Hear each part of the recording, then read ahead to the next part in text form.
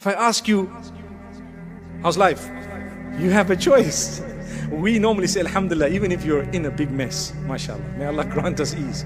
But usually, you choose to either speak about the positives or the negatives. A believer is supposed to say Alhamdulillah because you're concentrating on the positives. But sometimes we are weak, we are man, and we start complaining, oh, there's this challenge and that challenge. Think about it. Write your challenges in this book. I promise you, you won't fill the page. That's how many challenges there will be.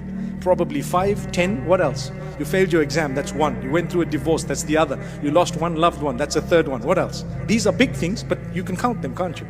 Right? You lost a job, what's the other? You have a certain health matter that you're dealing with, what's the other? 5 things, okay. What else? What about the favors of Allah upon you? Oh, وَإِن تَعُدُّوا نِعْمَةَ اللَّهِ لَا تُحْصُوهَا. What a verse! Allah says, if you try and count the favors of Allah upon you, no chance. You are not going to manage and succeed. You won't be able to count the favors of Allah. That's why I say, my brothers, my sisters, these challenges in your lives and mine, they're temporary.